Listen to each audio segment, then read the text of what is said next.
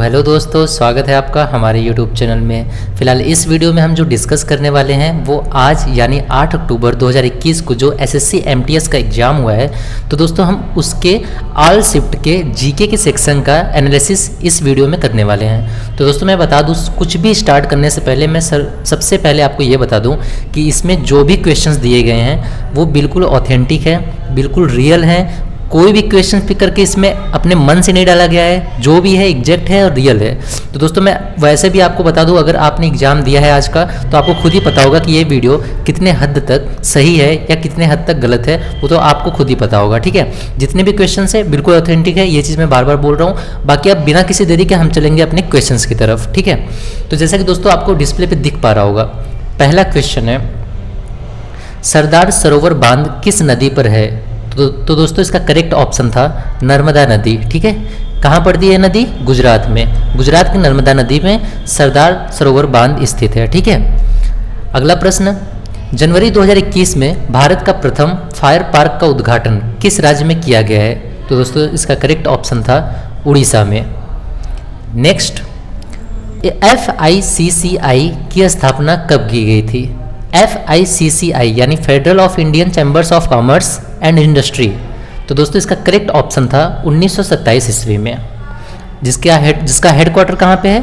New Delhi में इसका headquarter है। ठीक है, नेक्स्ट क्वेश्चन, 1857 की क्रांति के समय मुगल शासक कौन थे? तो दोस्तों इसका करेक्ट ऑप्शन था बहादुर शाह द्वितीय या बहादुर शाह जफर। ठीक है, तो दोस्तों अगला प्रश्न, कुष्ठ रोग यानी लेप्रोसी या हैंसेन का रोग किस जीवाणु के कारण होता है? तो दोस्तों इसका करेक्ट ऑप्शन था माइकोबैक्टीरियम लेप्री या फिर माइकोबैक्टीरियम लेप्रोमोटोसिस जीवाणु के कारण यह रोग होता है। ठीक है, अगला प्रश्न, सेल इज डिस्कवर्ड बाय यानी कोशिका किसके द्वारा खोजी गई है?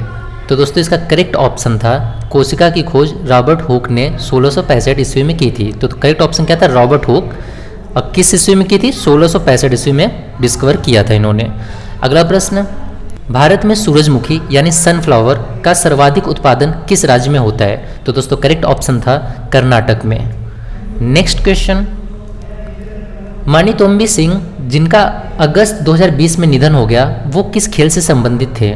तो दोस्तों इसका करेक्ट ऑप्शन था फुटबॉल से। ठीक है, नेक्स्ट क्वेश्चन, UNEPA यानी यूनाइटेड नेशंस पॉपुलेशन फंड संयुक्त राष्ट्र जनसंख्या कोष द्वारा 2020 के लिए UN पॉपुलेशन अवार्ड पुरस्कार किसको दिया गया है? तो दोस्तों इसका करेक्ट ऑप्शन था हेल्प एज इंडिया।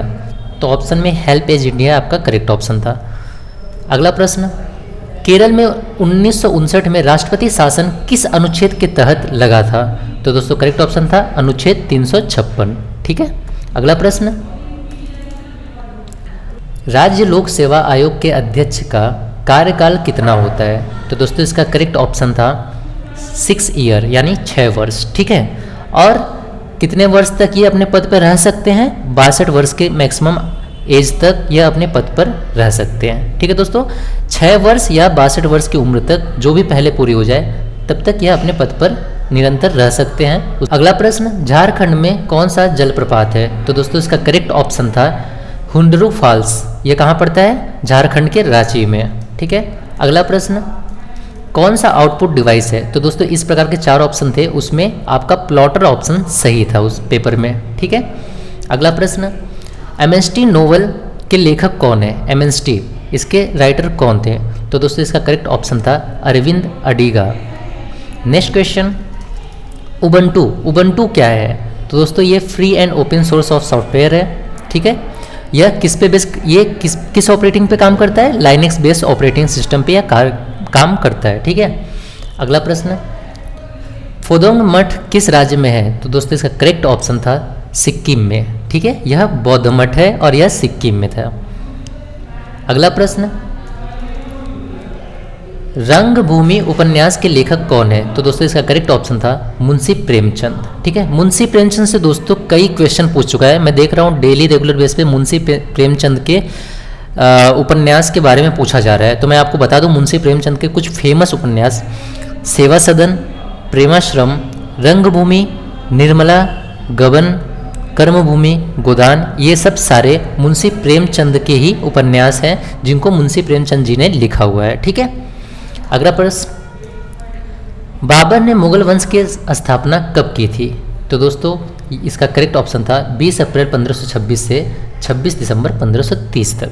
ठीक है, और अंतिम मुगल शासक की बात कर लें तो बहादुर शाह द्वितीय या फिर बहादुर शाह जफर, यह अंतिम मुगल शासक थे। अगला प्रश्न, कौन सा अनुच्छेद उपबंध करता है कि भारत का एक उपराष्ट्रपति होगा? तो दोस्तों आर्टिकल 63 के तहत यह डिसाइड होता है कि भारत का एक उपराष्ट्रपति होना चाहिए। अगला प्रश्न, भूकंप के कारण उत्पन्न तरंगों को क्या कहते हैं? तो दोस्तों इसका करेक्ट ऑप्शन था सिस्मिक वेव। अगला प्रश्न, अजंता गुफा में कुल कितने मंदिर या मठ हैं? तो दोस्तों पूरे टोटल 30 मंदिर हैं। ये 30 टेम्पल्स बुद्धिस्ट टेम्पल्स हैं। ठीक है, कितने हैं? 30। अगला प्रश्न, एलिसा टेस्ट किस रोग की जांच हेतु किया जाता है?